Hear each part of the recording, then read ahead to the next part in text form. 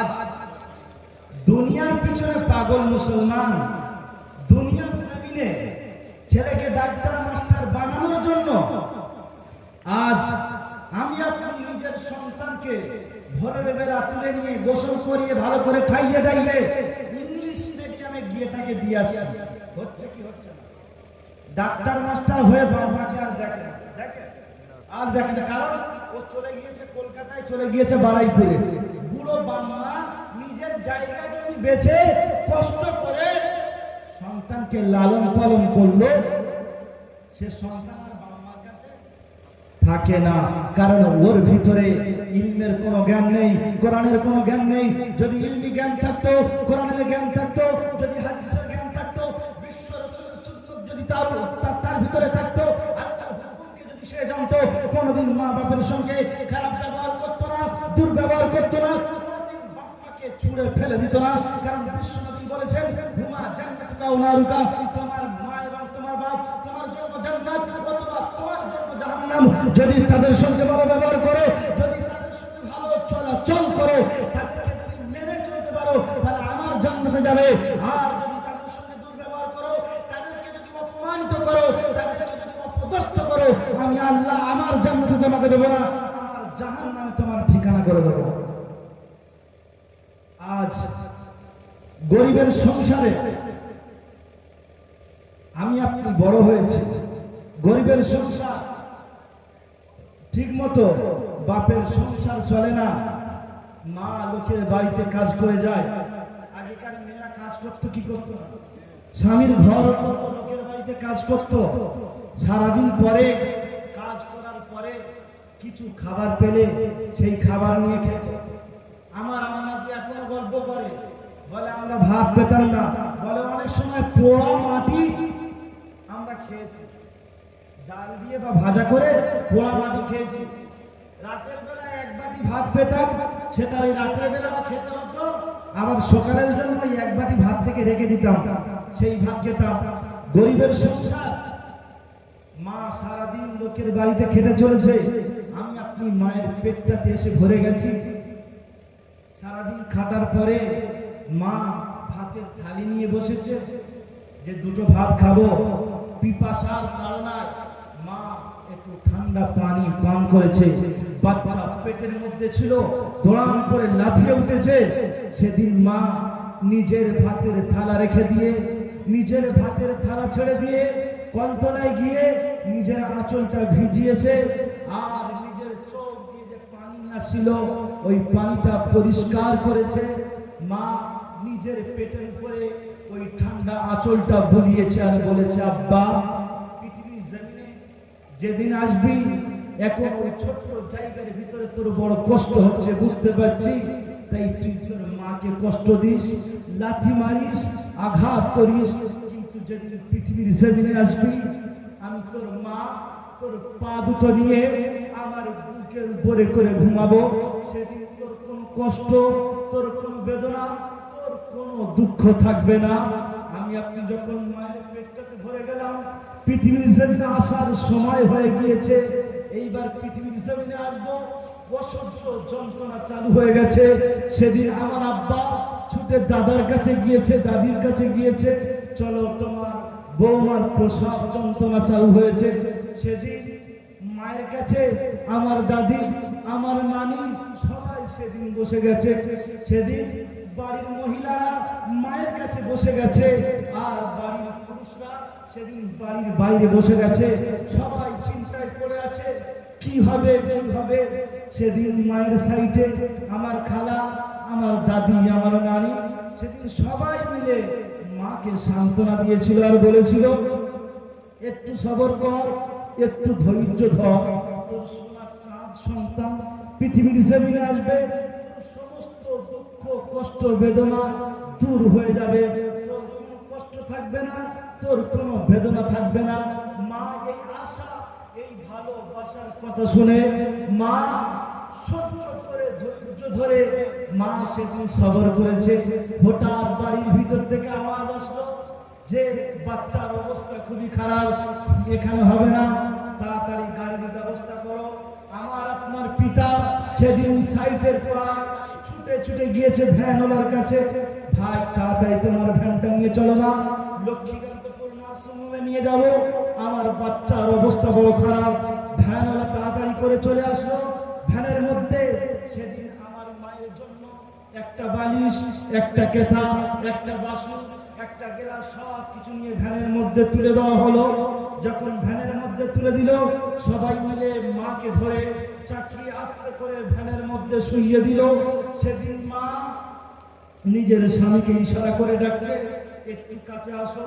সেদিন আব্বা যখন কাছে গিয়েছে, সেদিন আব্বার হাত দুটো ধরেছে আর বলেছে, দেখো আমি এই চলে যাচ্ছি, জানি না আর পৃথিবীর মুখ আমার দেখা হবে কিনা, হয়তো আমি মারা যেতে পারি, হয়তো আর তোমার সঙ্গে দেখা হবে না, হয়তো আর আমি ফিরে আসবো না, কিন্তু আমি যদি না ফিরে আসি, আমার সঙ্গে তোমার যদি দেখা না হয়, তুমি আমার স্বামী, আমি তোমাকে দায়িত্ব দিয়ে যাচ্ছি, আমার ওই যে দুটো সন্তান খাটের উপরে শুয়ে আছে, আমি মা মারা গেলে আমার সন্তান দুটোকে রাস্তার ভিখারি বানিয়ে দেবে না, আমার সন্তান দুটোকে ওদেরকে শিক্ষিত করবে, ওদেরকে মানুষের মতো মানুষ করবে। আহারে মা মৃত্যুর সঙ্গে পাঞ্জা লড়ছে, মা মৃত্যুর যন্ত্রণায় ছটফট করছে, কখনো মা বাচ্চার কথা বলেনি। মুসলমান আজ তুমি কেমন করে তোমার সেই মাকে ভুলে যাও? আমি আপনি যখন পৃথিবীর জমিনে আসলাম রক্তের প্লাবনের সঙ্গে, আমি আপনি পৃথিবীর জমিনে আসার সাথে সাথে আমার আপনার মা জমিনের মধ্যে কাচার খেয়ে বেহুশ হয়ে পড়ে গেছে। সেদিন আমার মায়ের চুল একদিকে ছিল, সেদিন মায়ের বডি আর একদিকে ছিল, সেদিন আমার খালা, আমার নানি, আমার দাদি আমাকে আপনাকে কোলের মধ্যে করে নিয়ে সেদিন চুমা খাচ্ছিল আর বলছিল আমার দাদা এসেছে, কেউ বলছিল আমার আব্বা এসেছে। সেদিন কিন্তু হতভাগা মা, দুর্ভাগা মা সেদিন রক্তের প্লাবনের উপরে শুয়েছিল। কিছুক্ষণ পরে মায়ের যখন হুঁশ ফিরে এসেছে, সেদিন জন্মদাতা মা, গর্ভধারিণী মা সেদিন বলেছিল আমার বাচ্চাকে আমার কোলের মধ্যে দাও, আমি একটু বাচ্চাকে কোলের মধ্যে নেব। সেদিন বলেছিল তোর বাচ্চাকে আমরা নিয়ে পালাবো না রে, তোর বাচ্চাকে তোর কোলের মধ্যে দেবো, তুই তোর গায়ের রক্তটা পরিষ্কার কর। সেদিন আমার আপনার মা নিজের শরীরের রক্তটা পরিষ্কার করে যখনই আমাকে আপনাকে কোলের মধ্যে নিয়ে পুঁটি মাছের মতো আমার আপনার ঠোঁটটা স্পষ্ট করেছে, সেদিন মায়ের বুকের অর্ধেক বেদনা দূর হয়ে গেছে। আর মা বলেছে আব্বা একবার বড় হয়ে আমাকে মা বলে ডাকবি, সেদিন আমার মনের সমস্ত দুঃখ, আমার মনের সমস্ত বেদনা, আমার মনের সমস্ত কষ্ট দূর হয়ে যাবে। আজ হতভাগা মুসলমান সেই মাকে ভুলে গেলাম, মাকে মা বলি না, মাকে ভুড়ি বলে ডাকছি। আমি আপনি যখন আস্তে আস্তে বড় হলাম, ঈদের সময় গরিবের সংসার, ভালো করে টাকা পয়সা নেই, ঈদের ড্রেস হবে না, সেদিন মা কি আব্বার কাছে বলছে দেখো গরিবের সংসার, হয়তো আমাদের ঈদের কাপড় হবে না, কিন্তু আমার বাচ্চাটার কি হবে? সেদিন আমার আপনার আব্বা, আমার আপনার পিতা আমার আপনার জন্য সাইটের বড় লোকের বাড়িতে গিয়ে হাত পেতেছিল আর বলেছিল দাদা 500 টাকা দাও না, আমার বাচ্চার জন্য একটা কাপড় কিনে দেবো। আমার আপনার আব্বা ওই 500 টাকা নিয়ে আমি আপনি মাকে আব্বাকে হাত ধরে এখান থেকে লক্ষ্মীকান্তপুর বাজারে ঈদের মার্কেটিং করতে চলে গেলাম। পকেটে মাত্র 500 টাকা পড়ে আছে। আমি আপনি গিয়ে এমন একটা জামাতে ধরলাম যে আব্বা আমার এই জামাটা দিতে হবে। সেই জামার দাম ছিল 700 টাকা। বাপ এবং মা আমাকে অনেক রকম ভাবে বোঝালো যে আব্বা এই জামাটা ভালো নয়, এটা তুমি নিও না, এই জামাটা ভালো নয়, এটা তুমি নিও না, কারণ পকেটে পয়সা ছিল না। বাচ্চা বলছে আব্বা এই জামা ছাড়া আমি অন্য জামা নেবো না।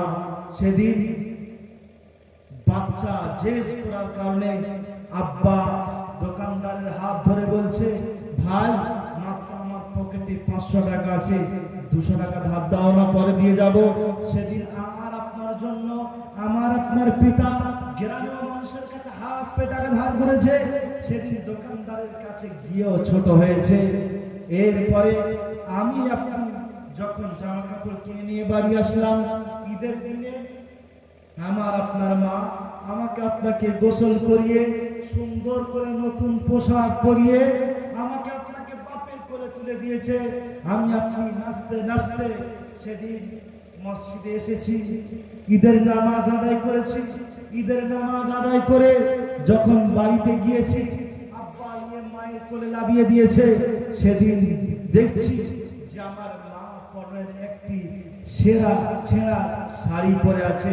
সেদিন মাকে বলেছিলাম, মা, পাড়ার সকল মেয়ে নতুন পোশাক পরেছে, মা নতুন পোশাক পরবে না? নতুন শাড়ি পরবে না? তুমি নতুন ড্রেস পরবে না? সেদিন মা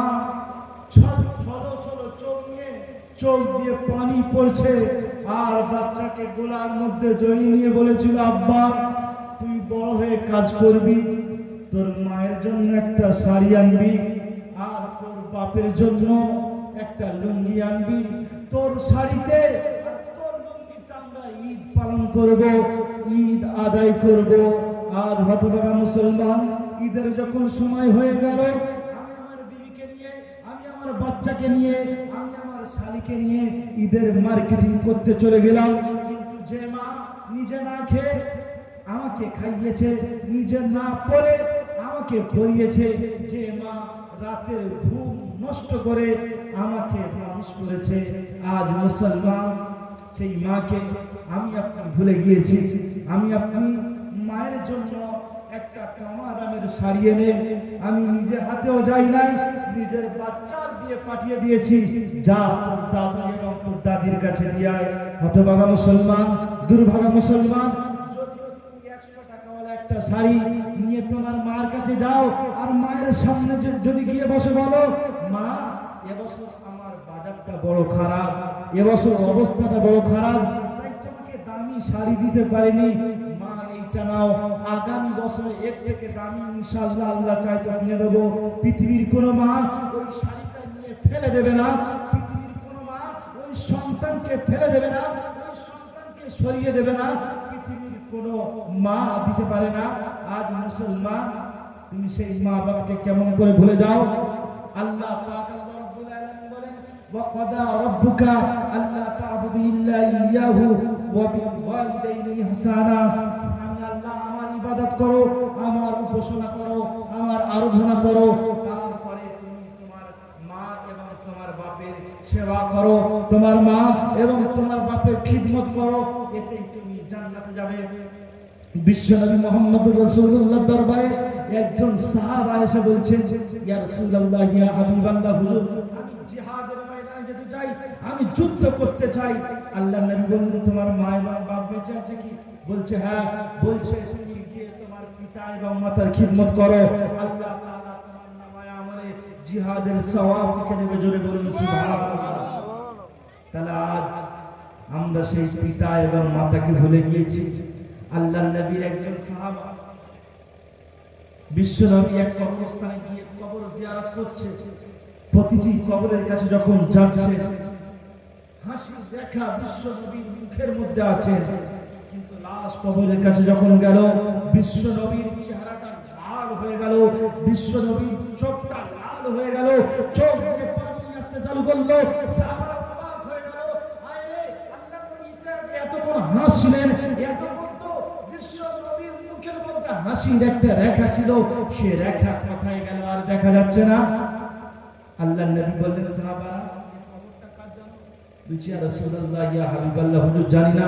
আল্লাহর নবী বললেন, যাও মদিনার গলিতে, মদিনার সমস্ত জায়গাতে খবর দাও যে এই কবরস্থানে যাদের মাইয়াত শুয়ে আছে, যাদের আত্মীয় স্বজন শুয়ে আছে, তারা যেন এখানে চলে আসে।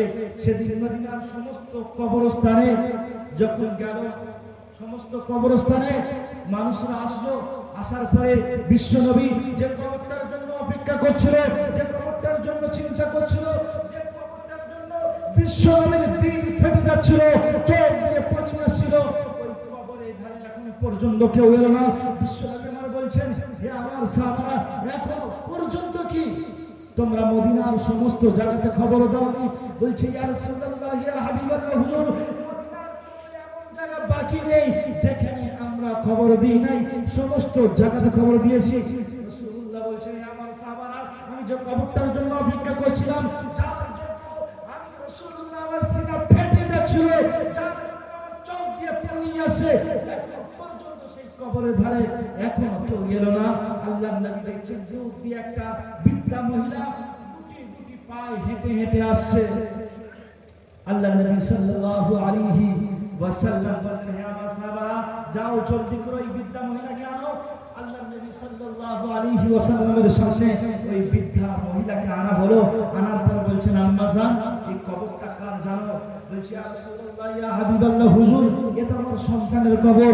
সেদিন আল্লাহ নবী বললেন, মা, পৃথিবীর জমিনে আপনার সন্তান এমন কি কাজ করেছে যার কারণে তার কবরের ভিতরে এমন কষ্ট হয়, এমন আযাব হয়, এমন শাস্তি হয়, আমি রাসূলুল্লাহ সহ্য করতে পারি না। সেদিন বলেছিল, ইয়া রাসূলুল্লাহ, ইয়া হাবিবাল্লাহ, হুজুর, পৃথিবীর জমিনে আমার সন্তান রোজা করেছে, আমার সন্তান হজ করেছে, আমার সন্তান দান করেছে, পৃথিবীর জমিনে যত রকম নেকির কাজ আছে আমার সন্তান সমস্ত রকম নেকির কাজ করেছে। আমার সন্তান, আমি মা, আমার সঙ্গে বেয়াদবি করেছে। বেয়াদবি করার কারণে আমি বদদোয়া দিয়েছিলাম। বলে, কি বেয়াদবি? বলছে, যখন আমার বাচ্চা পেটে এসেছে মাত্র 6 মাস, আমার স্বামী পৃথিবীর জমিন থেকে বিদায় নিয়ে চলে গিয়েছে। পৃথিবীর জমিন থেকে যখন বিদায় নিয়ে চলে গিয়েছে, আমি অতি কষ্টের সঙ্গে আমার বাচ্চাকে লালন পালন করেছি। এরপরে আমার বাচ্চাকে সুন্দর মহিলা দিয়ে বিয়ে দিয়েছি। বিয়ে দেওয়ার পরে আমার বাচ্চা আর আমাকে মহব্বত করে না, আর আমাকে ভালোবাসে না। সেদিন থেকে আমার বউর সঙ্গে আমার একটি দুশ্মনী হলো। আমার সন্তান কোন এক ব্যবসা বাণিজ্যের উদ্দেশ্যে বাইরে গিয়েছিল। বাইরে থেকে যখন ফিরে এসেছে, আমি আমাদের পার্টি বসেছিলাম। আমার বউ আমার বাচ্চাকে কিছু বলেছে। আমি আমাদের পার্টিতে বসা অবস্থায় আমার বাচ্চা এসে আমাকে খুব মার মেরেছে। আমি সেদিন আমার বাচ্চাকে বলেছিলাম যে কিসের কারণে মারছো, একবার আমাকে বলো। সেদিন আমার বাচ্চা কোনো কথা শোনেনি। আমি সেদিন আমাদের পার্টি বসে দোয়া করেছিলাম, জমিনে কষ্ট দিও না, কবরে কষ্ট দিও, আমার বাচ্চার কবরে আযাব হয়। আল্লাহ নবী বললেন, মাফ করে দাও মা। বলছে, আমি মাফ করব না। আল্লাহ নবী বিশ্বনবী মুহাম্মদুর রাসূলুল্লাহ আল্লাহর কাছে দোয়া করে দোয়া করলেন, আল্লাহ, কবরে কেমন কষ্ট হচ্ছে আমি বুঝতে পারছি, মা বুঝতে পারছে না। আল্লাহ, তুমি তোমার তার মায়ের দিলটাকে খুলে দাও, তার মা যেন সন্তানের কবরে কষ্টকে, আযাবকে যেন দেখতে পায়।